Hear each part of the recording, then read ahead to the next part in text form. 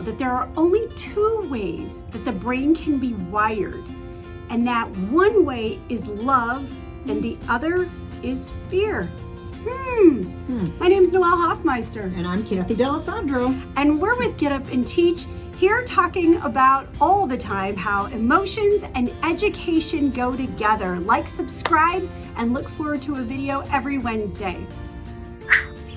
All right, Noelle, you did an amazing video describing SELs. It was great. It was a nice overview, a good reminder for some of us, and for others, first time they're ever hearing it. And that's important because SELs are an incredibly hot topic right now. But you had just mentioned love and fear. What does that have to do with SELs? So, Dr. Carolyn Leaf, who's my favorite neuroscientist ever, has this theory that the brain can only operate in two ways. So when we think of emotions, we think of all kinds of different emotions. She says, we're rooted in one or the other. One is love. You know what it feels like to do something you love. You know positive emotions, and you can equate that with love.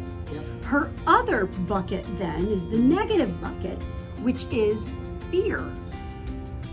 So not anger, not everything negative, she says, is rooted in fear.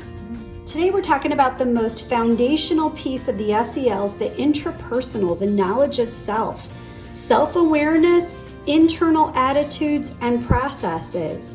This helps us figure out not only our students but ourselves, because Dr. Carolyn Leaf says that everything that we do is either rooted in love or in fear. If we don't know this ourselves, how will we teach it to our students? So, if we're talking about SELs, and we're talking about our students coming to us with emotions, does that mean we have emotions too? We do have that impact emotions. the classrooms? Yes. All right. We fall in the SEL buckets as well. We have to have knowledge of ourselves. We have to have knowledge of how we work with others. Yeah. We have to have knowledge of our decision-making skills and our ability to reflect and think and change things.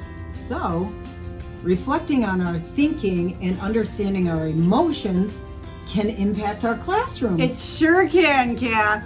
Very powerful. So, then let's think back to those first couple years when you weren't as knowledgeable about your craft, or as self-aware, or social and emotional standards weren't necessarily something that it could have been intuitive, and for some it might, and some it might not. So how would you say in the early days your emotions impacted your classroom? So at the time that I started teaching, I had a third grade class. And when I think back, one of the biggest ways that I thought I was acting out of love, but in fact I was acting out of fear, would be that I would teach a lesson, thought I was really great, and then you, the student, would be working away on whatever, and then you would have a question and your hand would go up. Yep. And I would run over there, sprint, because I'm a helpful, good teacher and I love my students. Right? And so you're working, and I, ask you something and you're kind of like, and what do? I take the pencil, because then your anxiety goes down and my anxiety goes down, and I just complete the task for you, and we both feel better. Yeah, you were amazing. Right? I didn't learn much, but you were. I didn't do anything. I did everything. And I thought I was helping and being a supporter and a coach, but really what I was doing was stealing the students' learning from them. Not allowing that struggle, or enough of a struggle, and coming in at the right time. You just didn't allow the marinating or the learning to occur. I didn't allow anything to happen because I saved the student from any of that turmoil that comes with rigor. Anytime we have kids do hard work, there's going to be some emotion, and I was not comfortable with that.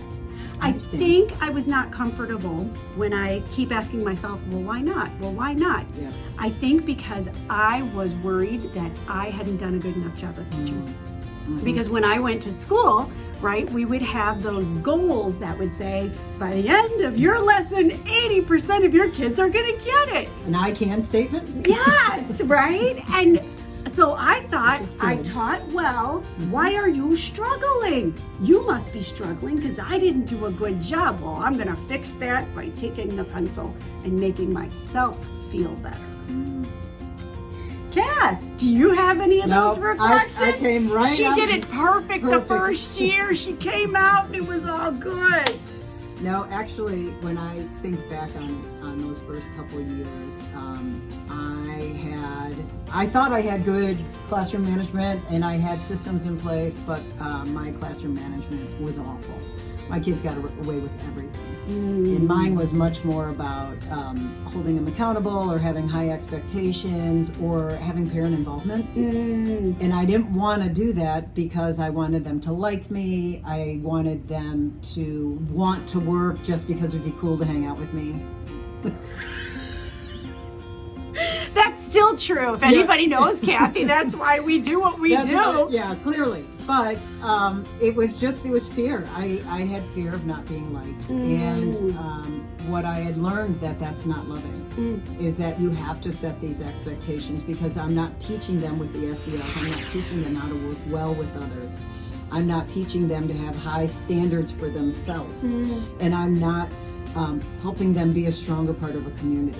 I was creating a room of lax, just Laziness, Yes, apathy. yes. And then I get mad.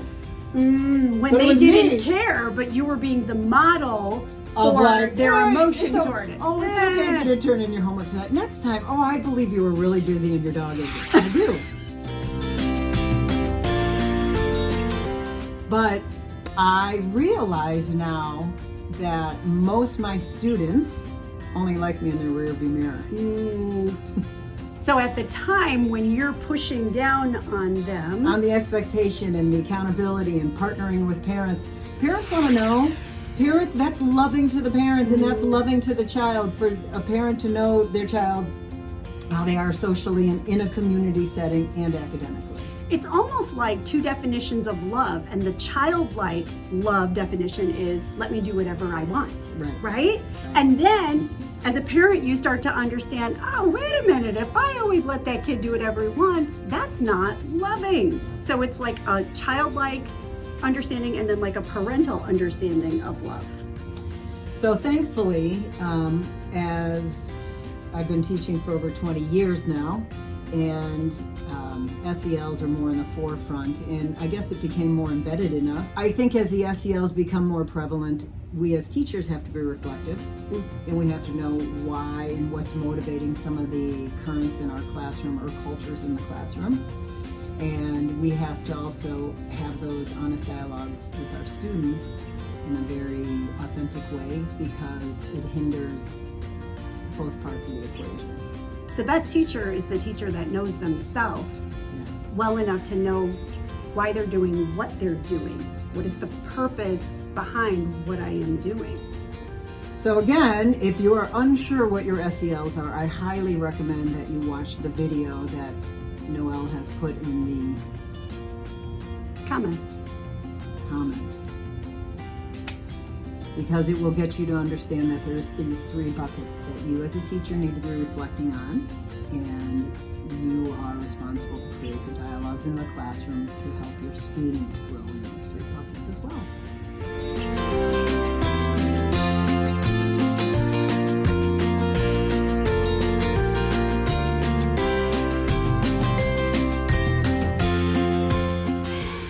So much for watching and just thinking with us today. Hey, if you have thoughts about this, would you please comment down below?